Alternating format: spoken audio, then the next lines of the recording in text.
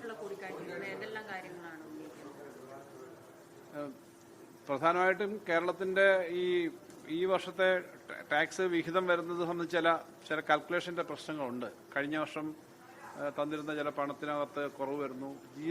സംബന്ധിച്ച് GST നമുക്ക് എലിജിബിളായി കിട്ടേണ്ടതിനകത്ത് IGSTയുടെ ഒരു കറക്ഷന്റെ പേര് 965 കോടി രൂപ വെട്ടിക്കുറച്ചു. IGSTയുടെ ആകെ നമ്മുടെ അല്ല, മൊത്തം IGST കണക്കിനകത്തുള്ള ചില പ്രശ്നങ്ങൾ വന്നു. ഇത് നമ്മൾ നേരത്തെ ഉന്നയിക്കുന്നതാണ്. IGST സംബന്ധിച്ച് നമുക്ക് കിട്ടാനുള്ളത് കിട്ടുന്നില്ല. ചില ആളുകൾ തെറ്റായിട്ട് ഇൻപുട്ട് എടുക്കുന്നുണ്ടാവും. അപ്പം അതിൽ 965 കോടിയാണ് നമ്മുടെ ഈ പ്രാവശ്യം കുറഞ്ഞത്. മറ്റ് സ്റ്റേറ്റുകൾക്കും കുറഞ്ഞിട്ടുണ്ട്. അപ്പോൾ അതിനെ സംബന്ധിച്ചുണ്ട്. പിന്നീട് നമുക്ക് ഈ ഗ്യാരണ്ടി റിഡംഷൻ ഫണ്ട് എന്ന് പറഞ്ഞൊരു പുതിയ ഫണ്ട് വന്നിട്ടുണ്ട്. അപ്പോൾ അത് സംബന്ധിച്ച് ഉള്ള ചില കാൽക്കുലേഷൻ്റെ പ്രശ്നങ്ങളുണ്ട്. അത് പുതുതായിട്ടൊരു കാര്യം ഇൻട്രൊഡ്യൂസ് ചെയ്യുന്നു. അങ്ങനെ 2-3 കാര്യങ്ങളാണ് നമ്മൾ പറയാൻ ഉദ്ദേശിക്കുന്നത്. അപ്പോൾ അത് സംബന്ധിച്ചുള്ള ഇത് ശ്രദ്ധപ്പെടുത്തി യൂണിയൻ ഫിനാൻസ് മിനിസ്റ്റർക്ക് നമ്മുടെ ആവശ്യങ്ങൾ ഉന്നയിച്ചിട്ടുള്ള കാര്യങ്ങൾ കത്തും കൊടുത്ത് കാര്യങ്ങൾ സംസാരിക്കാനായിട്ട് പോകും.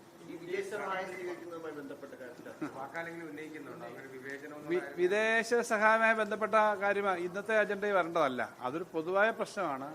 അത് നമ്മൾ പൊതുവെ പറഞ്ഞിട്ടുണ്ട്. വീണ്ടും അത് പറയാൻ സമയമുണ്ട്. കാരണം ഇപ്പം മഹാരാഷ്ട്രയ്ക്ക് നൽകിയ ഒരു കാര്യത്തിനെ നമ്മൾ എതിർത്തിട്ടില്ല. മഹാരാഷ്ട്രയ്ക്ക് കൊടുത്തത് നന്നായി. കാരണം സ്റ്റേറ്റുകൾക്ക് കൊടുക്കണം. ഇത് പക്ഷെ നേരത്തെ കേരളത്തിന് വന്നപ്പോൾ അത് ചെയ്തില്ല. അന്ന് ചെയ്തിരുന്നെങ്കിൽ കേരളത്തിന് ഈ പ്രളയം പോലെയും വലിയ ഗുരുതരമായ പ്രശ്നങ്ങൾ പോലെയുള്ളതിന് നേരിടാൻ ഇതിനേക്കാളും സൗകര്യം കിട്ടിയും എന്ന് മാത്രമല്ല, ഇപ്പോൾ ചൂരൽമല പോലുള്ള സംഭവങ്ങൾ വരുമ്പോഴും നമുക്ക് വാസ്തവത്തിൽ കിട്ടാം. പക്ഷെ നേരത്തെ ഡിനേ ചെയ്തിട്ടുള്ളതുകൊണ്ട് നമുക്കത് ചോദിക്കാൻ പറ്റുന്നില്ല. അപ്പോൾ ഇങ്ങനത്തെ കാര്യങ്ങൾക്കൊരു വിവേചനം വേണ്ട കാര്യമില്ല. എല്ലാ സ്റ്റേറ്റുകളെയും ഒരേപോലെ കാണണം എന്നൊരു കാര്യം പൊതുവിൽ പറഞ്ഞത്. അത് ഇന്നത്തെ ഒരു പ്രധാനപ്പെട്ട വിഷയമായിട്ട് പറയുന്നതല്ല. അതൊരു വിഷയമായിട്ട് ഇന്ന് പറയേണ്ട കാര്യമില്ല. അത് ഓൾറെഡി നമ്മൾ പറഞ്ഞിട്ടുള്ളതാണ്. മഹാരാഷ്ട്രയ്ക്ക് FCRA ലൈസൻസ് ഉണ്ട് എന്നാണ് പറയുന്നത്. കേരളത്തിന് അതുണ്ടോ? ഈ FCRA ലൈസൻസ് ഉണ്ട് എന്ന് പറഞ്ഞ കാര്യങ്ങളൊക്കെ ഒരു സാങ്കേതികമാണ്. കാരണം അങ്ങനെ ലൈസൻസ് ഉണ്ടോ ഇല്ലയോ എന്ന് ലൈസൻസ് എടുത്താലാണ് കൊടുക്കുക എന്ന് നേരത്തെ പറഞ്ഞ് അങ്ങനെ എടുക്കില്ലേ. ഇവിടെ പ്രശ്നം ആളുകൾ, ആയിരക്കണക്കിന് ആളുകൾ, ലക്ഷക്കണക്കിന് ആളുകൾ വീട് വിട്ട് ഓടേണ്ടി വരിക, നഗരങ്ങളും ഗ്രാമങ്ങളും തകരുക, റോഡ് തകരുക. അപ്പോൾ അതിന്റെ സാങ്കേതികത്വം എന്താണെന്നുള്ള ആ സാങ്കേതികത്വമൊക്കെ കറക്റ്റ് ചെയ്യാൻ എപ്പോഴും പറ്റുന്നില്ല. നേരത്തെ അങ്ങോട്ട് പോളിസി ഇല്ലായിരുന്നു ഇവർക്ക്. 2004 മുതൽ കൊടുക്കുന്നില്ല എന്നൊരു പോളിസി എടുത്തു. ആ പോളിസി അന്ന് ചേഞ്ച് ചെയ്യേണ്ടതായിരുന്നു, ചേഞ്ച് ചെയ്തില്ല. അങ്ങനൊരു പോളിസി പിന്നെ രാഷ്ട്രീയമായിട്ട് വലിയ പ്രഷർ വരുമ്പോൾ മാത്രമല്ല പോളിസി ചേഞ്ച് ചെയ്യേണ്ടത്. ആവശ്യമനുസരിച്ചാണ് പോളിസി ചെയ്യേണ്ടത്. ജനങ്ങളുടെ ആവശ്യമനുസരിച്ചാണ്, രാജ്യത്തിന്റെ ആവശ്യമനുസരിച്ചാണ്. അതാണ്. അല്ലാതെ മറ്റൊക്കെ ടെക്നിക്കൽ കാര്യങ്ങളാണ്. അല്ല, അതിന് അങ്ങനൊരു സംഗതി നേരത്തെ വന്നിട്ടില്ലല്ലോ. ലൈസൻസിന്റെ ഒന്നും പ്രശ്നം ഇതുവരെ വന്നിട്ടില്ല. 2004 ശ്രീ മൻമോഹൻ സിംഗ് പ്രധാനമന്ത്രി ആയിരുന്നു മുതൽ മേടിക്കുന്നില്ല. അപ്പൊ അങ്ങനെ സാധിക്കും. സുതാര്യതയുടെ പ്രശ്നം, സുതാര്യത ഉറപ്പാക്കാൻ ഏറ്റവും നല്ലത് ഗവൺമെന്റ് അക്കൗണ്ടിലേക്ക് തന്നെ വരുന്നതാണ്. അതിനകത്ത് 3-4 ലെയർ അക്കൗണ്ടിങ് ഉണ്ട്.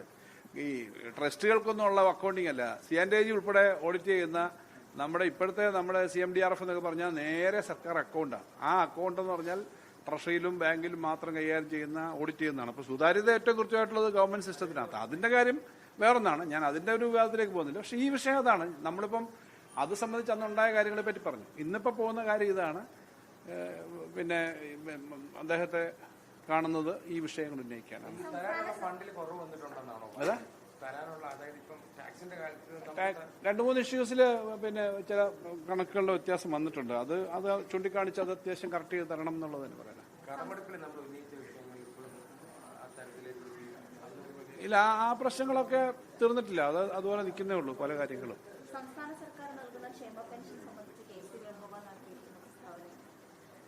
അദ്ദേഹത്തിന്റെ പ്രസ്ഥാനം അദ്ദേഹം പറഞ്ഞെന്താ?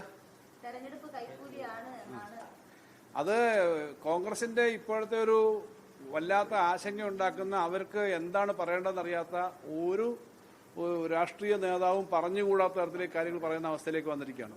KC വേണുഗോപാൽ കോൺഗ്രസിന്റെ രാജ്യത്തെ ഏറ്റവും പ്രമുഖരായ നേതാക്കളുടെ ഒരാളാണ്. അദ്ദേഹം അവിടെ ഒന്ന് പറയുകയാണ്, 62 ലക്ഷം സാധാരണ മനുഷ്യർക്ക് കൊടുക്കുന്ന ക്ഷേമ പെൻഷൻ കൈക്കൂലിയാണ് എന്ന് പറഞ്ഞാൽ കേരളത്തിലെ 62 ലക്ഷം ആളുകൾ വെറും മണ്ടന്മാരാണോ? അവരെയൊക്കെ അണ്ടർ എസ്റ്റിമേറ്റ് ചെയ്യാമോ? അവരെല്ലാം കൈക്കൂലി മേടിച്ചിട്ടാണ് ഈ കാര്യങ്ങളെല്ലാം ചെയ്യുന്നതെന്ന് പറയുന്നത് ശരിയാണോ? അവരോട് കോൺഗ്രസ് പാർട്ടിയും അദ്ദേഹവും മാപ്പ് പറയേണ്ടതാണ്. ആ തെരഞ്ഞെടുപ്പിൽ കൈക്കൂലി കൊടുക്കുകയാണ്. അതെ, ക്ഷേമ പെൻഷൻ കഴിഞ്ഞ തെരഞ്ഞെടുപ്പിന് 5 മാസത്തെ കുടിശ്ശിക വന്നിരുന്നു എന്നുള്ളത് ഞങ്ങൾ പറഞ്ഞതാണ്. കഴിഞ്ഞ തെരഞ്ഞെടുപ്പിന് മുമ്പ് ഉള്ള സമയത്ത്, അതിനു മുമ്പ് കോൺഗ്രസ് പാർട്ടിയുടെ സമയത്ത് 18 മാസം വരെ കുടിശ്ശിക വന്നതിന്റെ കാര്യം ചർച്ച ചെയ്തത് നിങ്ങൾക്കറിയാം. അപ്പോൾ ഇവിടെ ആ ക്ഷേമ പെൻഷൻ മുഴുവൻ കൊടുത്തു തീർക്കും എന്നുള്ളത് പറഞ്ഞ് അത് നടപ്പിലാക്കിക്കൊണ്ടിരിക്കുകയാണ്. ക്ഷേമ പെൻഷൻ എന്ന് പറഞ്ഞാൽ ഏറ്റവും സാധാരണക്കാരെ സഹായിക്കാൻ കൊടുക്കുന്നതാണ്. കേരളത്തിലാണ് ഏറ്റവും മാതൃകാപരമായി നടക്കുന്നത്. ആ ക്ഷേമ പെൻഷൻ കൊടുക്കുന്നത് ഇഷ്ടപ്പെടുന്നില്ല കോൺഗ്രസ് എന്നല്ലേ, കോൺഗ്രസിന് എന്നല്ലേ അതിനർത്ഥം? നിങ്ങളെന്തിനാ ക്ഷേമ പെൻഷൻ കൊടുക്കുന്നത്?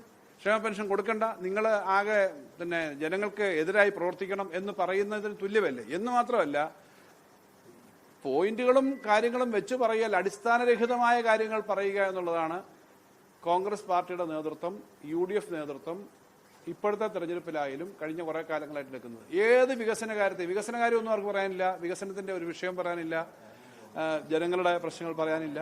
ഇങ്ങനെ ഉള്ള കാര്യങ്ങളും അപവാദങ്ങളും പറയാൻ വേണ്ടിയിട്ട് മാത്രമാണ് നിൽക്കുന്നത്.